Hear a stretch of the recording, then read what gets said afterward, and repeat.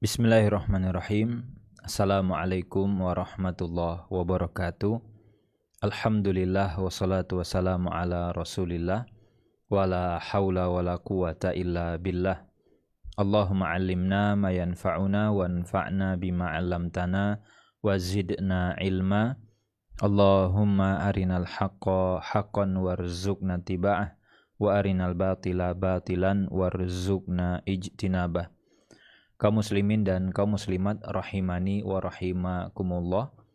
Kita kembali bersyukur kepada Allah atas kesempatan yang Allah berikan sehingga di pagi hari ini kita bisa kembali melanjutkan pelajaran kita bersama kitab Asyarhul Mumti' ala Zadil Mustaqni karya Syekh Ibn Utsaimin rahimahullahu taala. Dan kita akan kembali melanjutkan penjelasan beliau di sini. Disebutkan wal wasiyatu yamliku al-musi ar-ruju'a fiha, mengenai konsekuensi hukum dari wasiat. Di sini ditegaskan ketika orang yang berwasiat itu masih hidup, dia punya power, bisa dia untuk rujuk. Rujuk itu artinya menarik kembali, membatalkan atau mengcancel wasiat yang dia buat.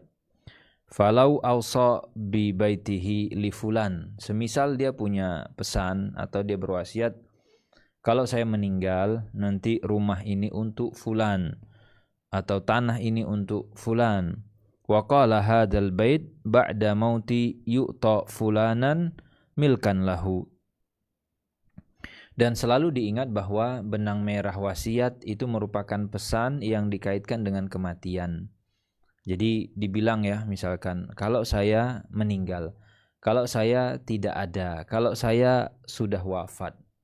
Ini kuncian untuk bisa membedakan ini wasiat atau bukan. Selalu dikoneksi atau dihubungkan dengan yang namanya kematian. Dan di sini beliau mengatakan rumah ini kalau saya meninggal dikasih ke fulan ya, milkan lahu. Jadi punya dia, milik dia. Summa raja'a fa innahu yajuzu. Kemudian dia batalin setelah mungkin sebulan atau beberapa pekan atau sekian tahun kemudian dia bilang, saya punya wasiat tuh sebelumnya rumah ataupun tanah. Waktu itu saya bilang, nanti kalau saya meninggal untuk fulan, nah itu saya batalin.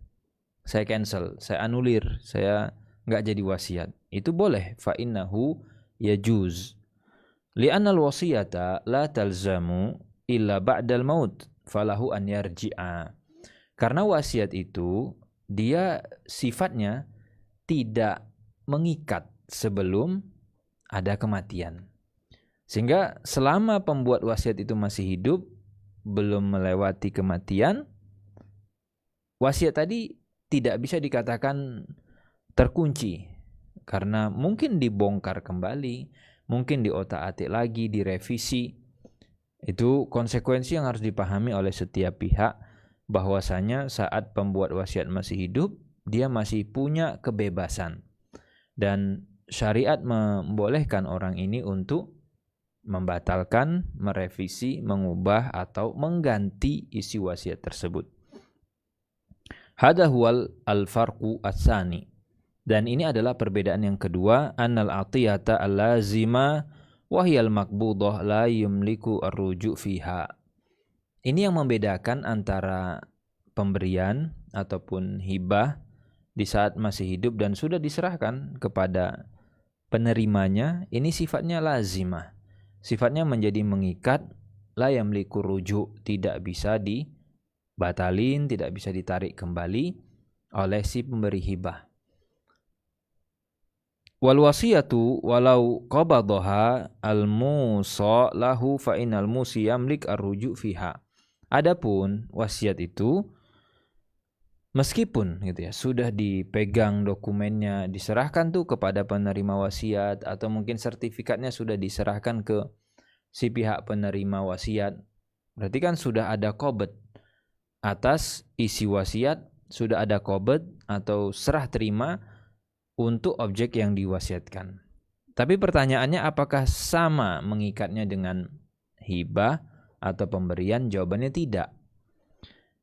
Si pemberi wasiat masih mungkin untuk bilang, Pak, sertifikat kemarin saya tarik. Pak, sertifikatnya tolong berikan kembali. Nggak bisa. Si penerima tadi mengatakan, kan sudah Bapak wasiatkan ke saya. Kata Bapak kalau Bapak ninggal untuk saya. Iya, saya nggak ninggal dan saya mau ganti wasiatnya. Itu boleh. Li'annaha la talzamu ila ba'da mautihi. Karena memang sifatnya belum mengikat. Mungkin untuk dibatalin karena pembuatnya belum meninggal. Ini konsekuensi yang harus dipahami oleh pembuat wasiat, oleh penerima wasiat, ataupun saksi-saksi yang terlibat di dalam akad wasiat tersebut. Al-farqus salis, sekarang perbedaan yang ketiga. Wa yu'tabar al-qabul laha ay lil atiyah. Kalau kita membahas akad hibah ataupun pemberian, ini diperlukan yang namanya qabul. Jadi ada ijab, ada qabul. Qabul itu berarti penerimaan dari sisi penerima. Kalau ijab umumnya dari pemberinya. Inda wujudiha li'annaha hibatun fayu'tabar an yaqbal al-mu'ti al-mu'ta al-atiyah inda wujudiha qabla mauti al-mu'ti. Kapan waktu qabulnya, kapan waktu serah terimanya atas objek hibah? Jawabannya qabla mauti al-mu'ti, sebelum pemberi itu meninggal. Berarti kalau misalkan si A mau ngasih kepada si B, A perlu melakukan serah terima kepada si B dan B perlu mengkonfirm. Dia konfirmasi, saya terima hibah kamu. Boleh sini hibahnya? Iya, saya mau.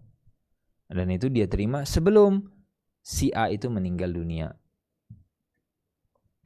Fa idza a'taha al-'atiyata fa innahu, kalau misalkan dia memberikan objek hibah dan kemudian dia menerima yakbal fi al-'atiyah wal wasiyah la yasihu qabuluha ila ba'dal maut. Beda dengan wasiat. Kalau si A memberikan wasiat kepada si B, B mau mengatakan, iya saya terima wasiatnya, saya berkenan menerimanya.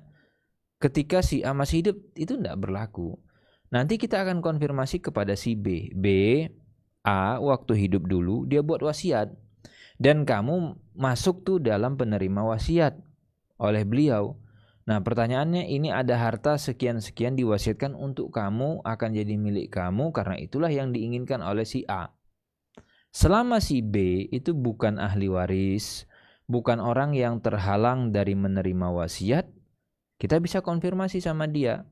Gimana, kamu berkenan enggak menerima itu?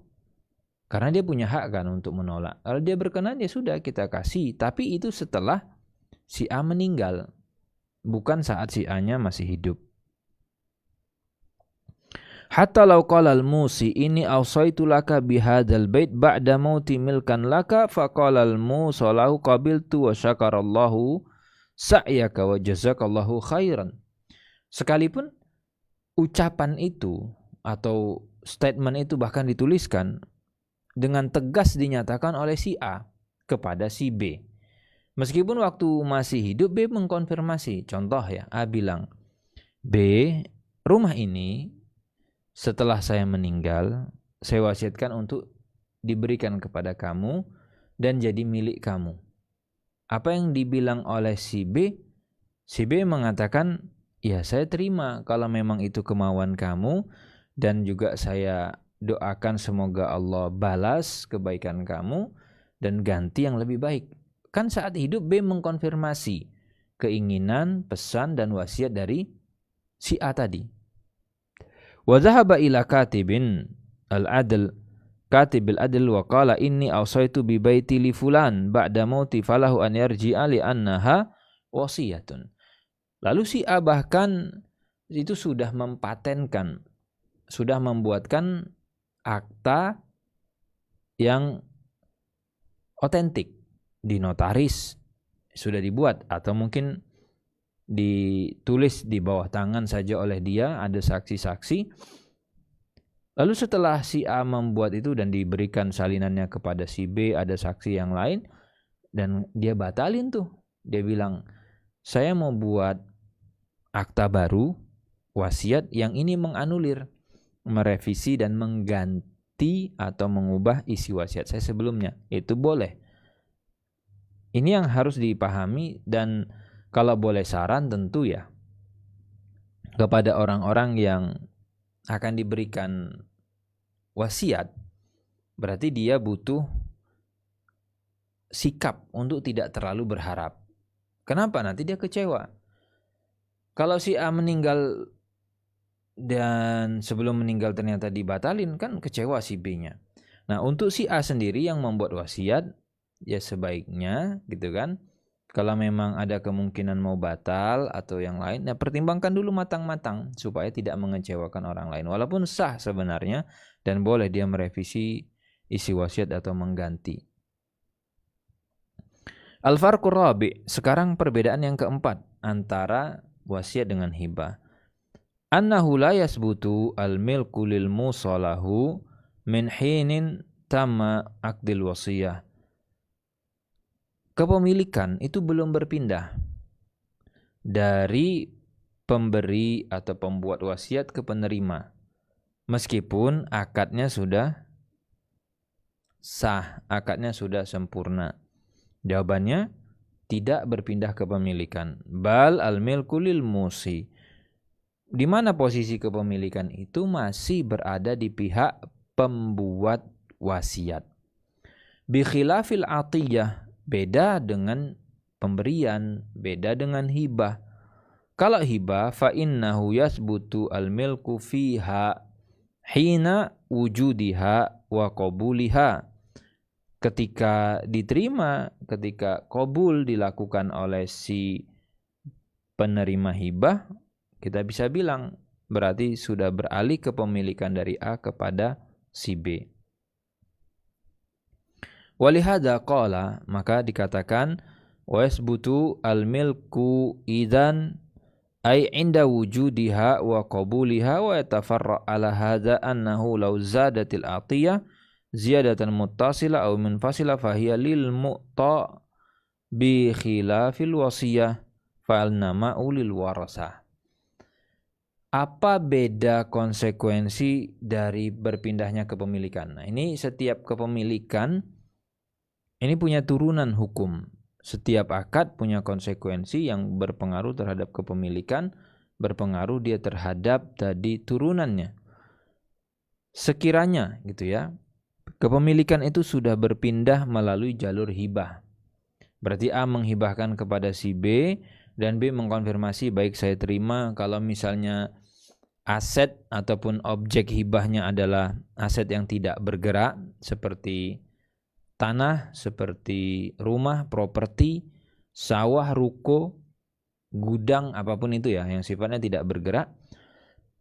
Ini berarti kan butuh akta hibah ya, di notaris atau PPAT, kemudian juga butuh balik nama. Nah, kalau itu sudah selesai, pindah kepada kepemilikannya si B selaku penerima, muncul zadat al-atiyah ziyadatan muttasila au munfasila. Kemudian ada turunan hasil, entah berbuah dia atau mendatangkan manfaat beranak dia kalau misalnya objeknya hewan, atau misalkan ada hasil sewa atau yang lain. Ini milik siapa hasilnya? Milik penerima. Ini jadinya fannama ulil mu'ta, itu menjadi hak dari penerima hibah karena sudah berpindah jadi milik dia. Bi khilafil wasiyah fannama ulil warasa. Sedangkan wasiat, kalau wasiat ini justru pertambahannya, keuntungannya itu diberikan kepada siapa? Ahli waris, bukan kepada penerima wasiat. Lianna al-milka fil wasiyati la yasbutu illa ba'dal maut. Dan yang namanya wasiat itu berpindah setelah meninggal. Ketika berpindah, setelah meninggal. Nah, bertumbuhnya aset atau pertambahan ini, kalau misalkan tadi disewakan atau ada anaknya atau misalnya ada keuntungan lainnya, itu jawabannya milik ahli waris, baru objeknya saja yang diberikan ke penerima wasiat. Walihada qala wal wasiyatu bi khilafi zalik. Maka di sini ditegaskan wasiat itu berbeda dengan yang tadi, berbeda dengan hibah. Hadhihi arba'atu furuqin zakaraha al-mu'allif. Jadi ini adalah empat perbedaan yang disebutkan oleh penulis. Wa hunaka furuqun ukhra kuntu qad katabtuha ziyadatan ala ma zakara fa minha. Dan saya juga memberikan tambahan, kata Syekh Utsaimin rahimahullah, untuk memberikan tambahan. Jadi disebutkan untuk tambahan faedah dari apa yang sudah disebutkan sebelumnya. Yaitu kata beliau al-farqul khamis, perbedaan yang kelima antara hibah dengan wasiat, istiratu at-tanjizi fil atiyah wa hadha rubbama yu'khadh min qawlihi wa yu'tabar al-qabul laha inda wujudiha. Ada persyaratan harus tanjiz fil atiyah, tuntas di dalam hibah. Jadi kalau mau hibah berarti perlu ketuntasan, tidak gantung dia, tidak ambigu dia, tuntas. Ini mungkin bisa kita turunkan ya dari pernyataan sebelumnya, yu'tabar qabul laha al-qabulu laha inda wujudiha. Wa ammal wasiyatu fala tasihu munajjaza. Sedangkan wasiat itu tidak bisa kita bilang tuntas, tuh nggak bisa. Dan posisi wasiat itu masih tergantung, masih nanggung, belum selesai dia. Li'annaha la takunu illa ba'dal maut. Kenapa dia belum tuntas? Karena belum ada kematian. Baru bisa kita bilang tuntas ya wasiatnya, berakhir ya wasiatnya, selesai itu jika pemberi wasiat meninggal, barulah bisa dieksekusi, bisa dilaksanakan. Fahiya muajjalatun ala kulli hal, dan ini sifatnya tertunda, belum sekarang waktunya. Ini perbedaan yang kelima. Jadi yang satu tuntas, yang satu tidak tuntas. Nah, ini menjadi perhatian juga bagi Bapak Ibu para hadirin sekalian. Jika memang mau melakukan hibah, usahakan memang tuntas di saat masih hidup. Jangan nanti melakukan hibah tapi hibahnya masih gantung. Jangan nanti melakukan hibah tapi hibahnya tidak tuntas. Ini akan menjadi satu pertanyaan besar, sebenarnya sedang melakukan akad hibah atau bukan. Karena hibah sendiri itu dia tuntas, tidak menggantung. Kalau wasiat iya, menggantung dia. Belum ada kematian. Ini yang butuh diputuskan dengan jelas di saat kita masih hidup. Al-farqus sadis, lalu yang keenam, al-wasiyatu tasihu minal mahjuri alaihi wala tasihu al-atiyah.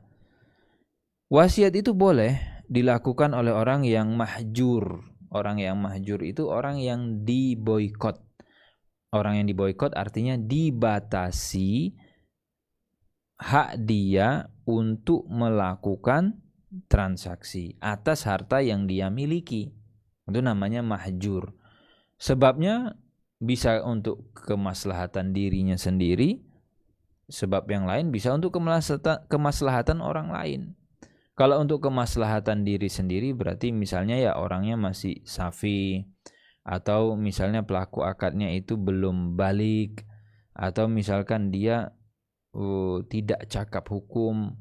Tapi kalau untuk kemaslahatan orang lain bisa dia diboikot, bisa dia dibatasi ruang geraknya terhadap transaksi atas hartanya karena dia punya utang kepada orang lain dan utangnya lebih besar dari aset yang dia punya.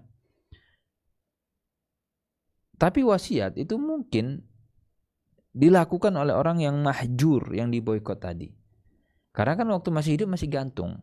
Sangat mungkin nanti kita lihat setelah dia meninggal ada sisa harta yang bisa diwasiatkan. Berarti bisa kita laksanakan. Sedangkan orang yang memberikan hibah itu tidak boleh dilakukan oleh pihak yang mahjur.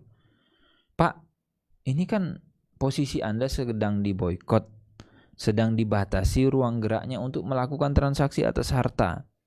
Nah, terutama mahjurnya itu karena dia bangkrut, karena dia pailit, utangnya lebih besar daripada aset yang dia punya. Ini kan akan berpotensi merugikan, menzolimi kreditur.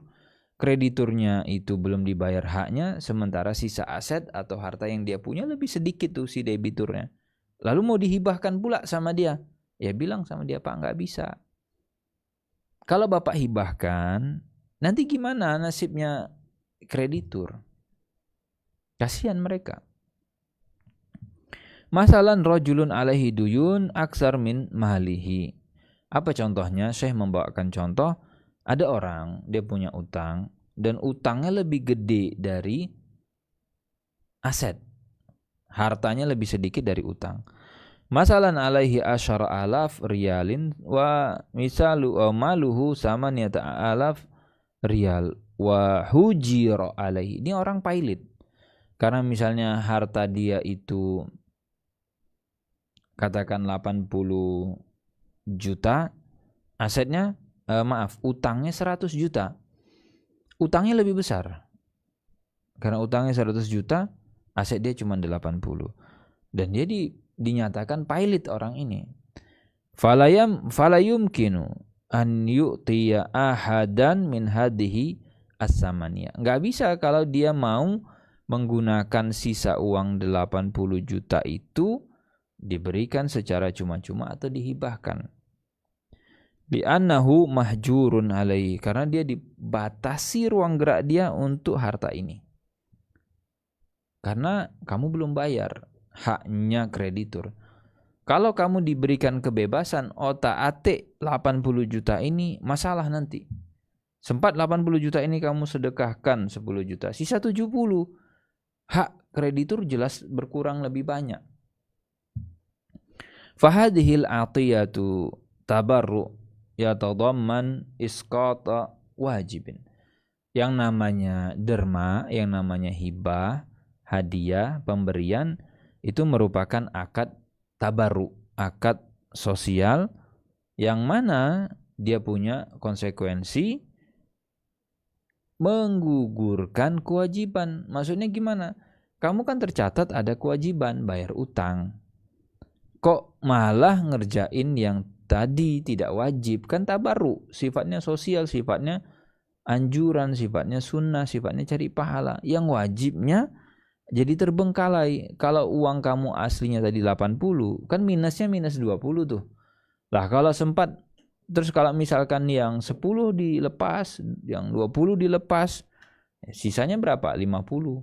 Minusnya lebih banyak untuk bayar utang kepada kreditur, jadi lebih bermasalah. Wa tabarru alladzi yatadamman isqata wajibin ghairu sahih. Nah, ini kaidah. Kalau kita mau melakukan akad sosial, sesuatu yang sifatnya tidak wajib namun justru menyebabkan terbengkalainya sesuatu yang wajib, mengorbankan yang wajib, ini tidak boleh.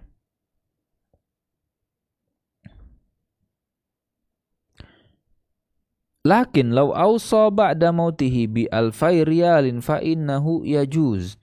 Tapi kalau dia buat wasiat dengan mengatakan, jika saya meninggal nanti tolong ya 20 juta dari harta saya, atau dia bilang 1/4 ya dari harta saya diwakafkan, 1/4 dari harta saya itu saya belikan sesuatu untuk disedekahkan. Ini sah secara status sebagai wasiat. Wal farqu annal wasiyata la tanfad illa ba'da qada'id dain. Dan tentu secara prosedur pun kalau orang ini ternyata benar-benar meninggal dan kondisinya seperti itu, wasiat tidak bisa kita laksanakan sebelum utang dilunasi. Maka kalau misalnya dia meninggal dengan harta 80 juta dan dia punya utang 100 juta, berarti statusnya minus, statusnya kurang 20 lagi. Apakah bisa dijalankan wasiat? Enggak bisa. Kenapa enggak bisa dijalankan? Enggak ada harta, saldonya minus, enggak cukup untuk bayar utang. Berarti tidak ada yang diwasiatkan. Walaysa ala ahli ad-daini dararun idza awsa bi syai'in min malihi. Ketika orang ini membuat wasiat, posisinya kreditur itu tidak dimudaratkan sama sekali. Ya mau kamu buat wasiat berapapun, kalau hartamu enggak ada saat meninggal, ya itu tidak akan dilaksanakan. Karena tetap secara urutannya, nanti yang harus didahulukan bayarin tuh utangnya si kreditur. Li'annahu idza mata al-mayyitu nabda'u awalan bitajhizihi summa biduyuni summa allati alaihi summa ba'da zalika bil wasiyah. Karena kalau ada yang meninggal, yang pertama kita selesaikan adalah tajhiznya. Urusan pemakaman, urusan jenazahnya. Selesai itu baru kita cek utang-utangnya. Baru setelahnya wasiat kita periksa kalau memang masih ada sisa harta. Idzan al-wasiyatu tasihu minal mahjuri alaihi wal atiyatu la tasih. Sehingga bisa kita pahami dari penjelasan ini, yang namanya wasiat itu sah meskipun dilakukan oleh orang yang mahjur, diboikot, dibatasi aktivitasnya terhadap harta. Sedangkan hibah atau pemberian atau atiyah itu tidak sah. Wal farqu anal atiyata fiha idrarun bil ghurama. Alasannya kenapa hibah atau pemberian itu tidak sah, ini memudorotkan, merugikan, menzolimi para kreditur. Wal wasiyatu laisa fiha idrarun, sedangkan wasiat tidak ada mudorotnya. Li'annaha la tanfad illa ba'da qada'id dain. Karena secara urutan pun kita baru bisa melaksanakan wasiat jika utang-utang orang ini sudah diselesaikan.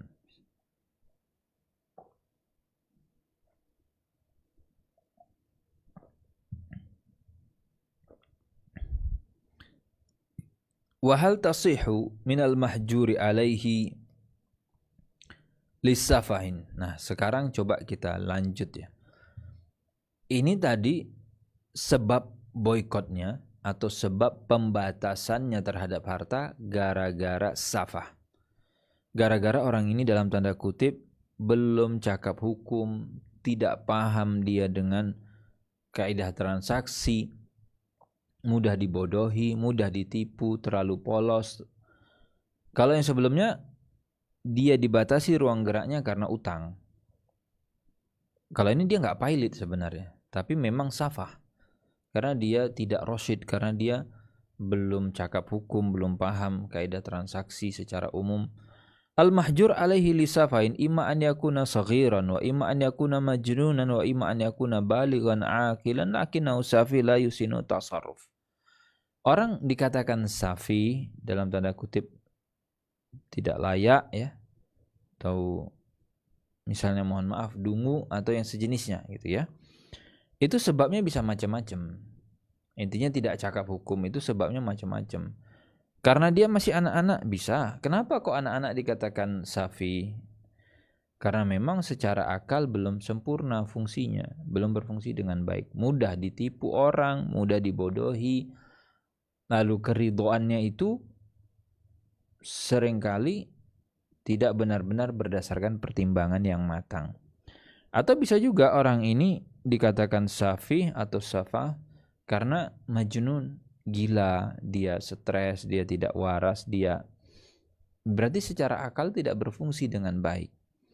Bisa juga balik berakal tapi dia itu tidak bisa mentransaksikan harta dengan baik. La yusinu at-tasarruf. Amal awal wasani fala tasih wasiyatuhuma wala atiyatuhuma. Nah, untuk kategori pertama yaitu anak-anak dan kategori kedua yaitu orang yang gila, maka di sini tidak sah wasiatnya, tidak sah pemberiannya. Li'annahuma la qasdalahuma wala ya'rifanil wasiyah wal atiyah. Apa alasannya kenapa dihukumi tidak sah? Karena di situ dianggap tidak memiliki niat. Jadi keinginan hati atau dorongan hati atau niat dia itu belum sempurna. Sedangkan kalau kita bicara kaidah dasar di dalam muamalah, itu butuh yang namanya niat, butuh yang namanya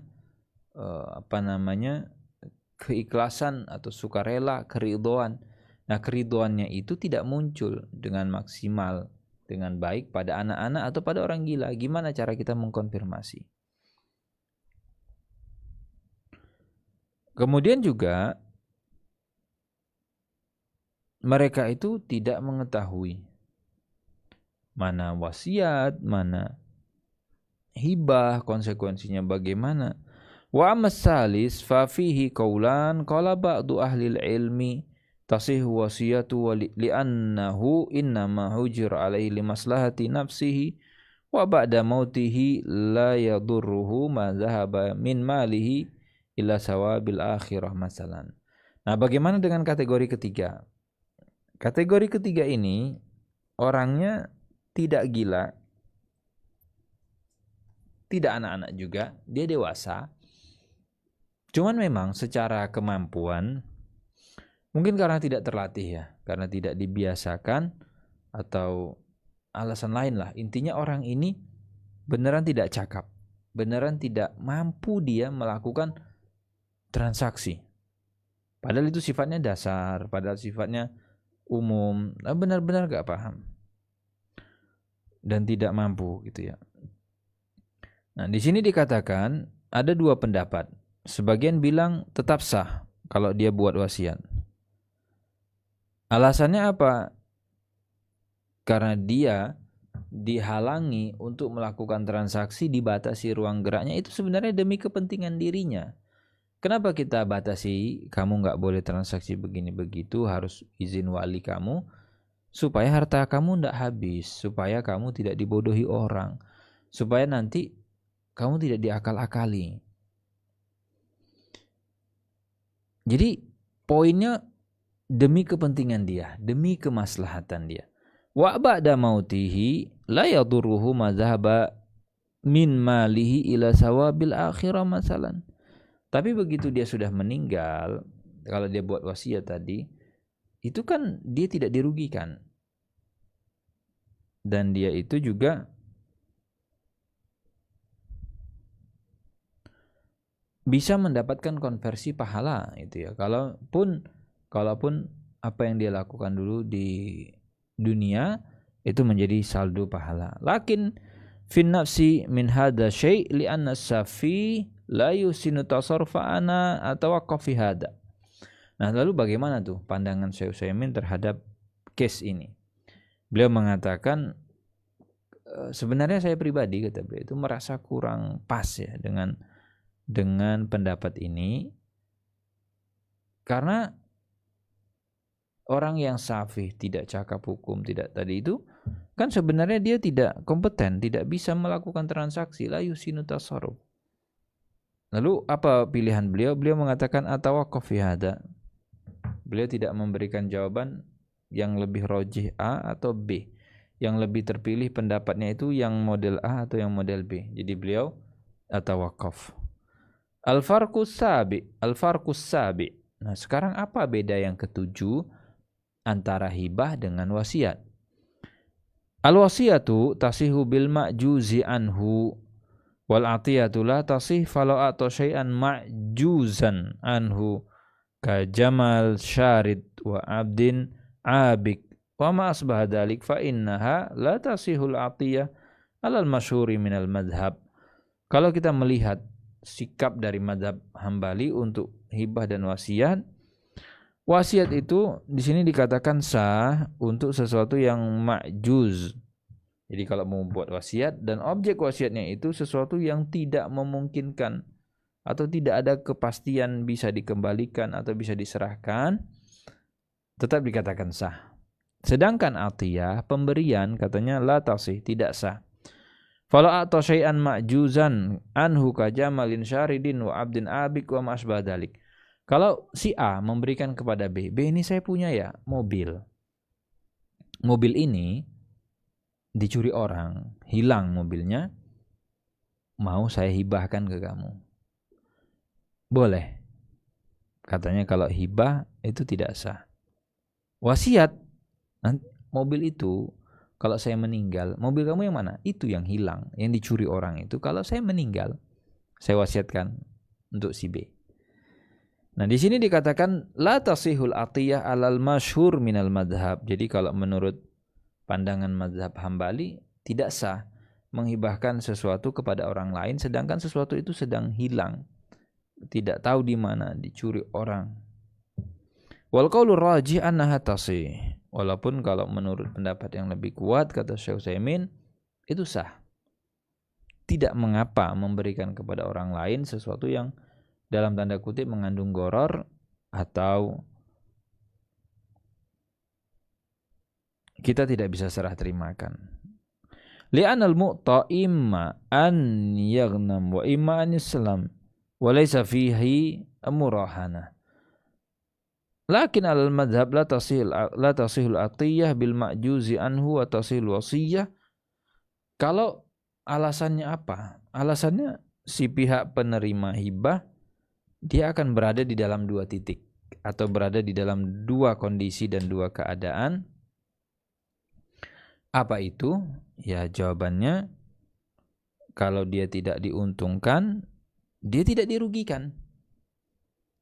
Kalau dia berhasil dapat, ya berarti dia untung. Kalau nggak dapat, saya nggak rugi apa-apa kok.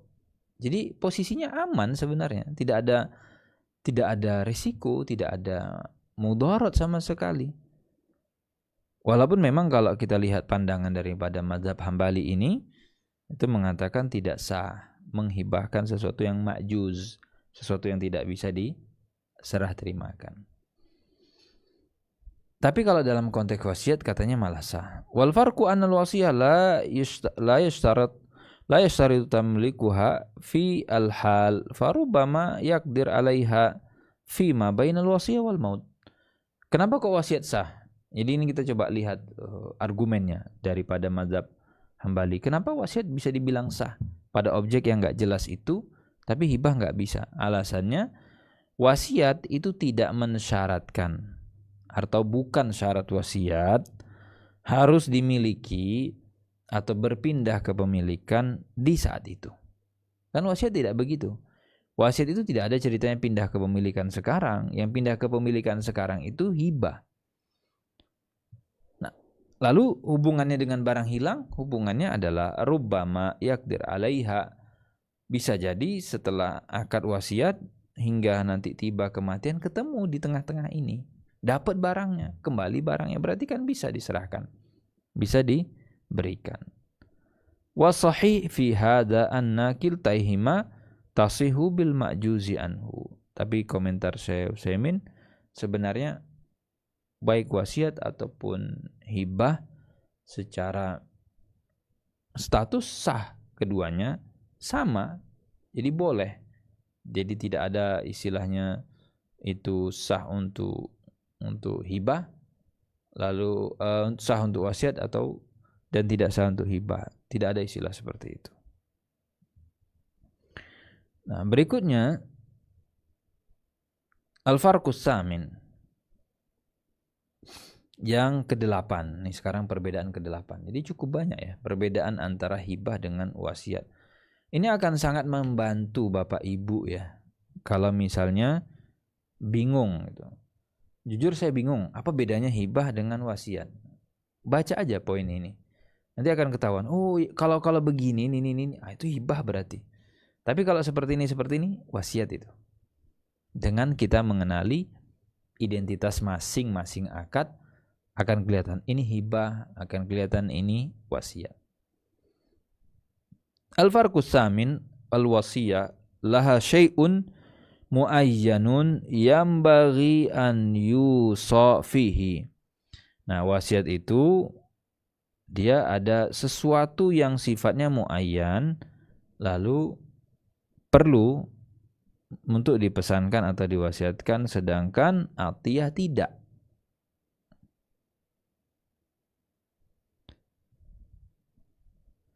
Nah, apa sesuatu itu atau angka tertentu yang perlu diwasiatkan yang sepatutnya? Jadi kalau ditanya, berapa sih angka dari harta saya yang sebaiknya saya wasiatkan gitu ya. Jadi kan orang nanya tuh, sebaiknya saya berapa saya wasiatkan? Wasyai'ul muayyanu alladhi yanbaghi an yusiya fihi huwa al-khumus, 1/5. Jadi kalau dari rank 0 sampai 100 berapa tuh? Bukan di 1/3 yang disarankan. Disarankan tuh kurang dari 1/3, 1/5. Berarti 1/3 tuh geser kan ke kiri, 1/4, 1/5. 1/3 itu 33%, 1/4 itu berarti 25%, 1/5 20%. Itu sarannya. Fal insanu idza arada an yusiya bitabarru'in falyusi bil khumus. Kalau ditanya berapa angka wasiat yang direkomendasikan? Saya mau buat wasiat. Berapa angka rekomendasi? 20%. Bukan 1/3. Faladaina khumus wa rubu wa sulus wa nisf wa ajza ukhra. Jadi kalau pakai pecahan itu ya ada 1/5, ada 1/4, 1/3, 1/2, 1/7, 1/6. Nah, sarannya 1/5. Fal wasiyah bin nisfi haram.